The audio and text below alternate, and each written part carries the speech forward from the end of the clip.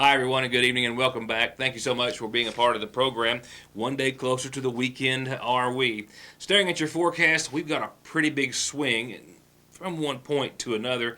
Daytime highs next week will return to the near or just above 70-degree mark. It will be short-lived. The nighttime low that I had over the course of your weekend at 24 last night has been upgraded to about 27 as of right now. So we're still talking about a significant difference as temperatures will be a bit all over the place. Wind speed, that's been something everyone's hair has noticed today. I think I was picking up 14 miles per hour when I sat down just a few moments ago. As a result of that and some other conditions, just we need to pass along to you that all these brisk west winds are going to continue to carry in all that very dry air. And sunshine tomorrow will cause enough warming and mixing of the air to result in more gusty winds and a relative humidity level that will reach pretty much near critical levels. So a fire weather watch is in effect tomorrow afternoon, basically about 1 till 6 p.m. West winds are going to increase again to around 15 miles per hour. We'll see gusts tomorrow as well, maybe even upwards of 30 miles per hour at times, and relative humidity is going to fall to close to 20%, maybe even a bit less, and that will, of course, create a potential for fires. And we have to spread that word so we don't see any fires spread as a result. A fire weather watch means that critical fire weather conditions are forecast to occur as they are tomorrow. So those gusty winds, 20 to 30 miles per hour, will subside early this evening, pick up again tomorrow, but low relative humidity looks to carry all the way through the weekend and early next week. So a continued enhanced threat for wildfires that we'll talk about in more detail in just a few moments. Local governmental meetings in the area, in one in which, or in a few, recognition of state champions, discussion in the Flat Gap area about residents there and the assistance they may receive and how long it may take. Great deal of information to pass along from all those, and we'll get to all that in just a few seconds. And a few remarks from Senator Rand Paul, of course, the Republican candidate for president. He made some remarks earlier today. He did so during an interview with the Yahoo News organization. The presidential candidate says that he thinks the government might still be listening to his phone calls, your phone calls, and mine, and reading all of our emails as well. He said so during an interview with Yahoo News, talking about government surveillance, arguing that people across the country have no reason to believe the government isn't monitoring their private communications because the Director of National Intelligence, James Clapper, he says, lied to Congress about surveillance when he testified in March of 2013, saying that the government did not keep any such records. And, of course, that was heavily refuted after Edward Snowden leaked the files that revealed that the National Security Agency had a bulk data collection program just shortly after that testimony. Paul went on to suggest in this morning's interview that he personally doesn't trust that the government isn't monitoring him. However, he didn't say that he had any evidence that indeed they are. If you'd like to hear more from Senator Rand Paul, he is going to be in Eastern Kentucky. He's making a few stops early next week as part of a series of town hall meetings or forums that he's conducting across the Commonwealth. He'll be in other parts of the state as well. But as for Eastern Kentucky, our Kentucky senator seeking the Republican nomination for that of President of the United States will be at the Highland Museum in Ashland. That's Monday at 3:30. He'll be at U Pike at 6 o'clock this Monday, and then he's traveling to Hazard at the Hazard Community and Technical College Tuesday of next week at 8 a.m. Of course, he's been struggling and lagging in polls. He did get a recent boost after the GOP debate this Tuesday night where he had a good showing, but his numbers are still trailing. He hopes that these stops around Eastern Kentucky and elsewhere will improve that, at least here on the state level. Bit of a panic attack earlier today. I realized that I did with Terry Salyer. We had an interview with Terry just some time ago about some events they were doing over at the Oscar, and we had set up to talk about something else, and I was thinking that I had missed it, but upon tracing down an email that I knew I had, I realized I've still got time, but I want to mention it tonight because the seats are going to fill rather quickly, and to give everyone an opportunity. Who killed Thomas A. Buttersballs? That's the question. That's the title. It's an interactive murder mystery dinner theater. Yep, that they've put together over at the Oscar on the 21st, 1 week from this Saturday, over at the old Oil Springs Elementary School.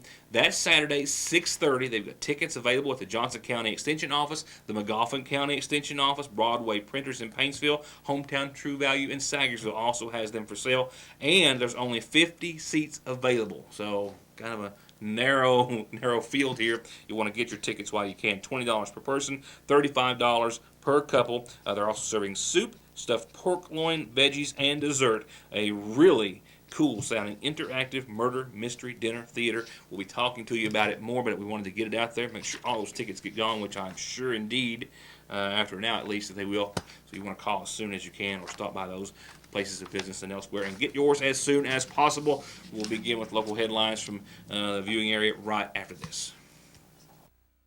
The Johnson County Fiscal Court met in regular session earlier this week. Items on the agenda and discussed included recognizing the state champion Johnson Central Middle School football team. We'll show you that in just a few moments. There was also some discussion about assistance that is being sought after and looked into for residents of the Flat Gap area, of course, who lost everything they had during that flooding in July, and some other items were also discussed. I'll get to that in just a second. A few brief items of business that I have left to cover that pertain to this week's regular session of the Paintsville City Council.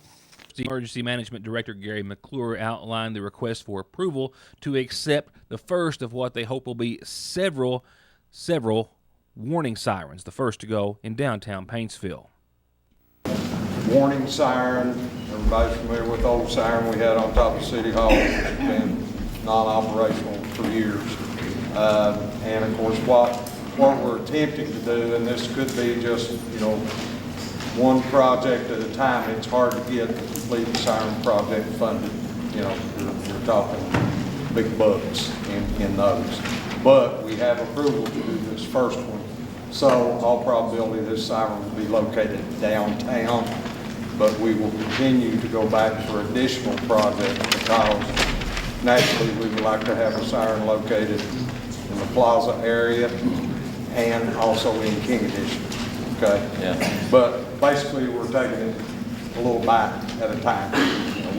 We've tried the big projects before, and they just don't go. But we need a resolution for this from the council. Motion to approve the resolution for Homeland Security. I'll make a motion. In further business, Paintsville Utilities have made a request before the council to approve purchase of a dump truck at about $38,500 and a dump bed to go on it at about $9,500. That request was approved. And then came an update on the Carter Lane situation by Regina Hall McClure of Big Sandy Ad. Carter Lane is where there has been a large slip of earth or a slide that has caused a great deal of headaches for a great many residents now for quite some time. As you all know, this is an update on Carter Lane, which is our mitigation project that we have going on with the residents over there that have been impacted by the slide. We applied for hazard mitigation grant program, and we were awarded that. We're awarded to do the full app, which means they're going to give us the money as soon as we go through the process. We also applied for a PDM, which y'all may remember. That one was the one that moves a little quicker, but it has a larger match. We learned a couple weeks ago that we were not awarded the PDMs. So that means we're back to the hazard mitigation grant program project that we submitted. That project has the 13% match, as you all remember, and it does have a longer timeline. But there's some good news in this, and first being that the fact that we did the PDM application, it required so much more work and so many more steps that our full application is already complete for our hazard mitigation project. And this is something that the mayor and I talk about almost every day, and he has been talking with the director of the hazard mitigation program, which is Judy Jo Bronner. And he's let her know that this is a very serious situation, and we don't want to spend any extra time. And just to give you, I brought the timeline just to give you all what a normal hazard mitigation timeline is, would be that we would not submit this full application until March. Okay, that means that we would do our work, which we've already finished, so our application is ready to go, but they wouldn't actually take it until March. And from there, McClure said it wouldn't be reviewed till April, submitted to FEMA until May, and then FEMA could have it 9 to 12 months for their review. the bright spot in her update was that she has been told that they are doing the best to expedite the entire application process. They hope to have it submitted by the end of the month, recognizing the importance of the situation. There is a possibility, and at least they're hopeful of entering into a contract to take care of the situation and the slide sometime in early spring, or maybe even a bit earlier that if all the stars align, rather than looking at more than a year, which would once again be standard operating procedure for the residents of Carter Lane. I mean, it's really a massive slide and a serious situation for those residents. And I had some video earlier. It wasn't really good, and I couldn't find it before airtime. But next time I'm in that area in the next little bit, we'll get some video of that and kind of for all of our other viewers who aren't familiar. But it is a very serious situation, and it's going to be a costly one for residents as a great many homes are affected. A couple of announcements on tonight's McGoffin Farm Bureau community calendar. Head Start and KERA preschool applications are still being taken for the present school year in the McGoffin County school system. If you have interest in getting an application in for your child, call the Head Start department at 349-3488. Still 2 big meals tomorrow and 2 great causes you can support. The Sagersville Free Will Baptist Church has put together a big turkey and dressing dinner tomorrow, 10:30 till 2. Turkey dressing, all the fixings, and dessert, just $7. Call 349-5740. The church number is 349-5524. That's the one to call tomorrow, 349-5524. And they're going to deliver within 10 miles.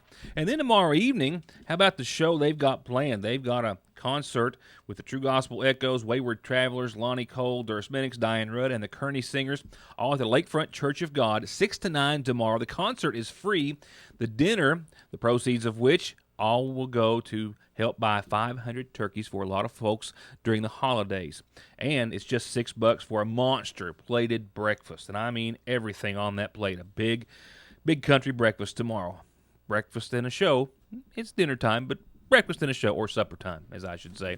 The Royalton Trail Town Committee is meeting this coming Monday at the District 3 Fire Department. All residents encouraged to attend, as are anyone who would like to come and be a part of actively making all their dreams come true for the town of Royalton. We'll make your... I can't even go there. I try to make a segue out of dreams come true. I don't have it in my mind. If you've got a calendar announcement, birthday, anniversary, or just like you heard, mail, phone, fax, email, Facebook, drop them off here at the studio. Just get them to us. We'll tell everyone about them. In funeral service announcements provided by the McGoffin County Funeral Home, 85-year-old Raymond Ward of Brushy Fork in McGoffin County passed away Wednesday, survived by his wife, Louise. He's also survived by a daughter, Ethel Williams. Visitation is this evening, all day tomorrow, and then prior to services, which have been set for Saturday morning at 11 a.m., all of which from the McGoffin County Funeral Home Chapel, and burial will follow at the Ward Cemetery at Brushy Fork. And we also have more information on the services to be held in honor of 72-year-old Richard Dow Williams of Carver, who passed away Wednesday. He was married to Pam Robinson Williams, who survives. He's also survived by his son, Richard Shane, and daughters Lisa Reed, Amy Tipton, Norma Lee McLaren, Shannon Moeller, Crystal Raven, and Rachel Williams. Visitation will begin after 5 o'clock tomorrow evening, and then prior to Saturday services, they'll begin that afternoon at 1 o'clock, all from the Sagersville Funeral Home Chapel.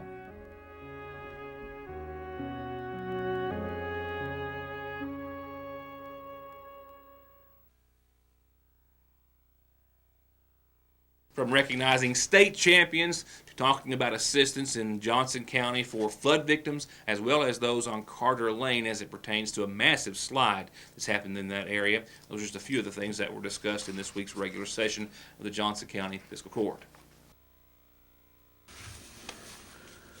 After payment of bills and standard operating business, the road department was discussed. There have been 3 vacancies within the Johnson County Road Department, said Judge Daniel, for quite some time, and left that way, vacant for budgetary reasons. However, the road department had recently approved the hiring of a William Cottle and a Lonnie LeMaster, which was also approved by the fiscal court during the regular session meeting, and also a special recognition. The Johnson Central Middle School football team, as we mentioned earlier when it happened, was officially recognized by the court for becoming state champions. Yes, state champions on the gridiron. When you start out to play a season of football and you've got 200 other schools that's out there for the same reason you are. And everybody's trying to climb that ladder and climb that hill to the top. And some of them would do pretty good and then they'd slide back down. Somebody else would step ahead of them and move on to the next level. But in the end, when the smoke cleared, guys, Johnson County Middle School is right there. The king of the hill. It don't get any better than that. And you probably won't appreciate this until you're a little bit older. And you look back and you see these things in the context that I'm trying to explain it to you in. That this is a heck of an accomplishment. This is a tremendous accomplishment. And should tell you guys that you really have some skills that you know how to put to good use, and you're pretty good football players, or you would never be here tonight waiting to be recognized as being the state champions for 2015 middle school football. On behalf of Johnson County Fiscal Court, I want to tell you, whenever you guys do something like this, it brings a lot of recognition to Johnson County. It brings a lot of recognition to your school system. And it brings a lot of recognition to us as well. The team, which looks largely comprised of high schoolers instead of middle schoolers, God, some of these guys are big and strong. Nevertheless, in the first round of the postseason, took on McNabb, won, obviously, 42-20. Then defeated Clark, 47-14. Then down at Southern Pulaski, 26-6. In the semis, they took on Meade and came up with a win, 47-22. And in the championships for the state title, they took on an ever-impressive Bowling Green and came out with a win, 38-36. They were down 36-32 with about a half a minute on the clock, and Riley Priest, as Judge Daniel recalled, found Weston May right in the chest for a 27-yard touchdown pass and completion. And then Seth Dalton, I believe it is, with an interception immediately thereafter as time ran out, sent Johnson Central Middle to the state championship status. And they were officially recognized, as were the cheerleaders, at this week's regular session of the Johnson County Fiscal Court. An outstanding job, much more than just well done. Congratulations.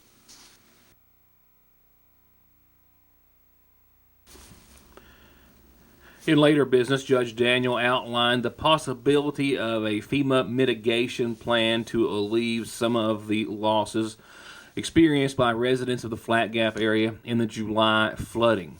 He says there is at least a possibility of FEMA working with them on that type of a basis, and that is something that they are trying to receive some input from those residents who were affected and lost basically everything they had in that flooding.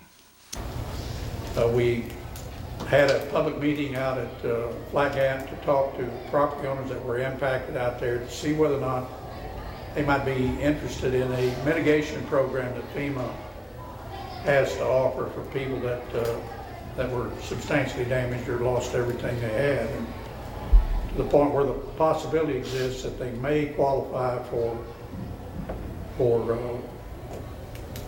buyout programs where FEMA would come up with a figure, an assessed valuation figure, and offer them a buyout, and they would transfer the property, move to another location outside the floodplain, and the property that they had would go into like a reserve account. It would be used for green space. County, it would actually be in the county's name, but the county would not own it, or would not be able to develop it, or anybody else would. Regina at Big Sandy Ad has been working on that. And Regina, would you like to try to give us a brief summary of the number of people and what all we've done and so forth? It looks like we have about 16 people right now that are expressing an interest, and what we've advised them to do, since they are interested, is to go ahead and let us include them on this mitigation action form, which is like what we used to call a letter of intent, and that'll put their name in there, and we will do a really rough budget and submit that. And if the project is chosen by the Hazard Mitigation Grant Program, then we will develop a full application, which of course will be able to give them more specific numbers at that point in time, what the project would mean for them, and if it would still be a good idea for them, then we can go ahead with the full application. So right now we're working really hard to get this letter of intent or MAF in on Friday. And it's a lot of information that we've been doing. And then we'll have to wait until January for the committee to review all the projects that they get, which will be projects from all across the state. Of course, Johnson County will have priority because we were, one of the most impacted counties. And at that point in time, if they choose our project, then we will work over the next 3 months to do a full application. And we'll get more details, and we'll meet again with the homeowners one-on-one and start to show them what this project is going to mean for them, what's the dollars look like. And that's pretty much what we're doing right now. While, as you heard McClure said, about 16 residents had expressed interest in the mitigation program, she said some others had also expressed interest in an elevation program that would give them assistance in elevating their property before rebuilding on the same location. Now, let's see how breezy things are going to be in the forecast. Powered by Licking Valley RECC, we were in the 60s earlier today, 61 and falling if you're catching the end of the early show. We'll fall down to about 38. Wind speed right now, a steady 7 miles per hour. My last little burst or gust was right at 12 miles per hour a few minutes ago. 8 to 22 is a good range for the rest of your evening, and they'll be closer to the lower side of that, of course, as the evening goes on. Under mostly clear skies, we'll see that low of right around 38 degrees. We'll see sunshine and winds return again tomorrow, and we'll also see some colder air. We won't see the 60s tomorrow. In fact, we'll definitely be in the low 50s, and I think 53 is a good bet with a nighttime low that has been adjusted. 24 hours ago, it was the low 20s. Right now, technically the upper 20s, 27 degrees. Sunshine, wind speed tomorrow anywhere from a consistent 8 to 10 to 28, maybe even 30 mile per hour gusts at times. It will be sunny and clear, but cool and breezy on your Friday. And into your Saturday, well, west winds will start to calm down finally, becoming west around 6 miles per hour. Saturday, sunny and chilly, 51 for daytime highs, right at half that for nighttime lows at 25, and clear and cold. And for the most part, calm, certainly by comparison, as we'll see, like I said, winds calm to becoming 6, and that's going to be about it. Finally, the wind's dying down. Relative humidity levels will continue. Keep that fire hazard warning I had at the start of the show in the back of your mind. Sunday, we look to see sunny skies recovering to about 60, 33 for nighttime lows, sunny and clear, and a pretty decent end to your weekend, not quite as chilly. The good news is, in the forecast, we'll start off Monday, perking up temperature-wise to around 64. We'll see some more sun. We'll see only partly cloudy skies late and a low of 42. And I think we'll go from 64 on Monday to 69, very, very close to 70 on your Tuesday. And I think we'll break that 70 threshold on Wednesday's forecast. Right about the same time we do hit 70 on Wednesday, our next system's going to roll in and then knock temperatures down to from 70 Wednesday to maybe 60 on Thursday with a chance of showers. But nevertheless, a warming trend that will be slow to start Sunday and then peak next Wednesday at right around 70 degrees. That's going to wrap it up. Just one day left this week for us. It's going to be a breezy one. It's also going to be a news-filled one as well. We hope to see you then. For now, enjoy your evening, and thank you for watching.